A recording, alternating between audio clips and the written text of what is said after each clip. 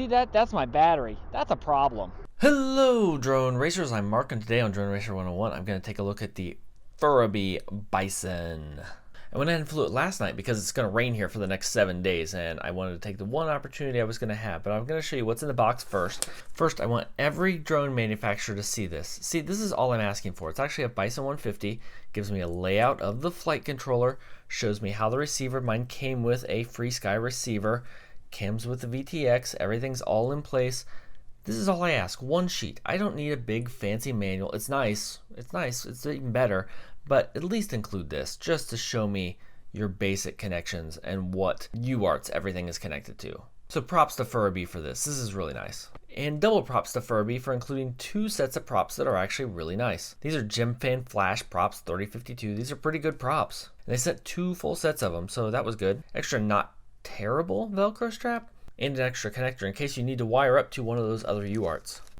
A nut wrench, and I found them to be actually really reasonable on this, not like the X140. The lock nuts on that thing were ridiculously terrible. These were actually really good. And some extra screws that don't actually match anything on the model. So this is what my Bison looks like now. It had a rough night, let's say that. So a couple things on here. One, it actually comes with a pagoda antenna, and the video was pretty good. It was pretty good for it. I took it out. I don't know what power the VTX was on, but I had really good signal on this, so I was happy with that. Mine comes with a FrSky receiver. This was actually turned around the other way, so it stuck out to about here. There was no way it wasn't going to get stuck on the prop, so what I did was I turned it around and put a zip tie on here to attach it to the front. I wanted to give it at least a little separation from the antenna. That's not a lot, but it's the best I could really do. Could also have connected it up here, but it seemed to be fine there. I didn't have any problem. And this is a FrSky receiver. It's a D8. A lot of times these are terrible. This one has a antenna on the end of it, a lot like an XM.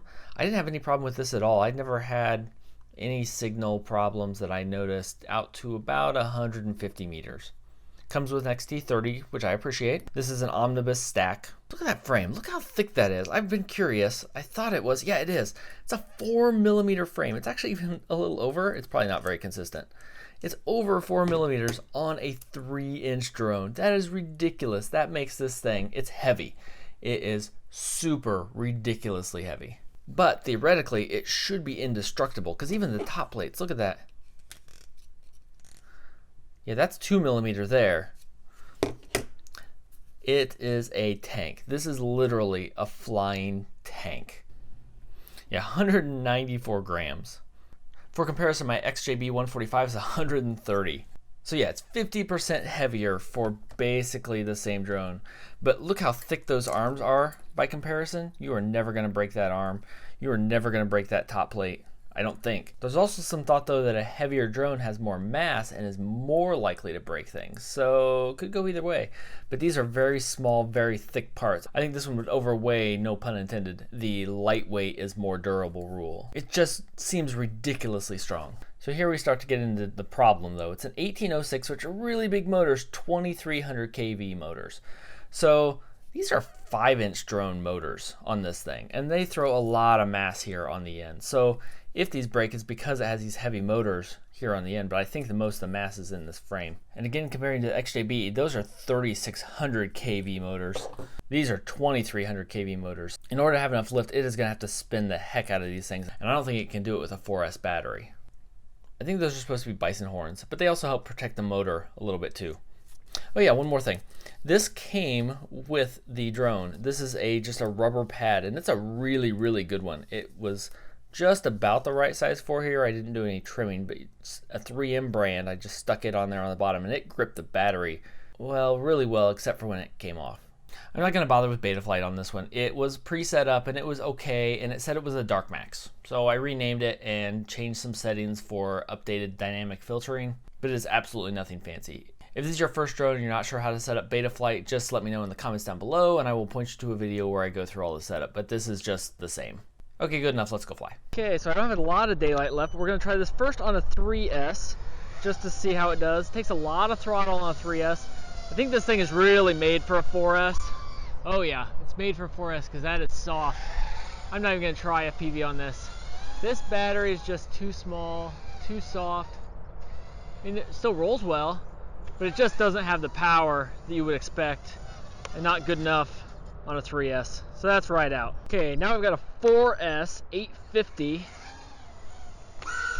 That's better, but man, it's still not a rocket ship, even on 4S.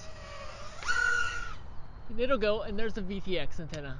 Well, I still have video, so let's try some FPV and see what happens. At first glance, the camera looks really good. See if I ruin the VTX in that time frame.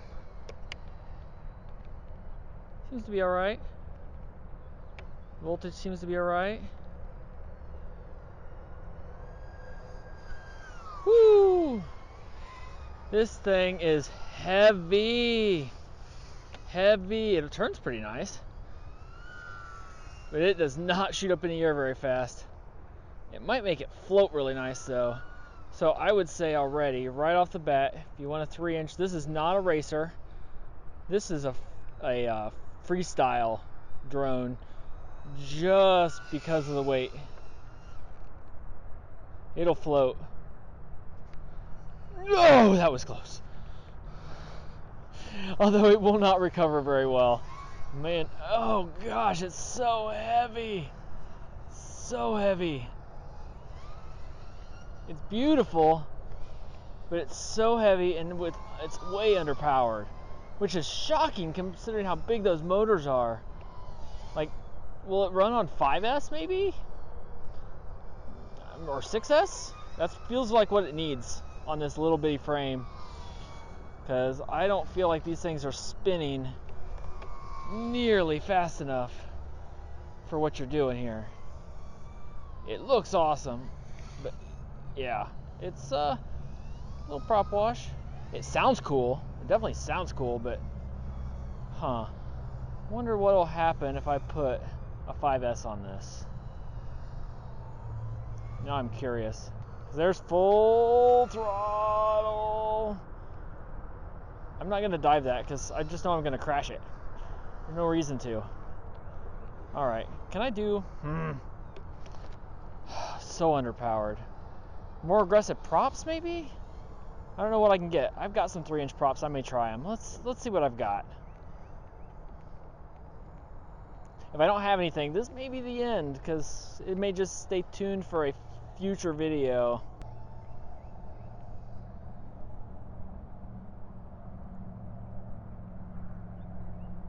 VTX is good though.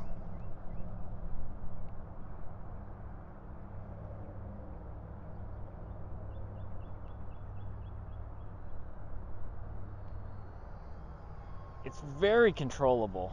So it's way underpowered. Way underpowered. My crash wasn't actually due to low power, I just hit a branch, but the camera was good. The video I thought looks really good. I haven't watched the playback yet, but in my goggles while I was flying, it was really good.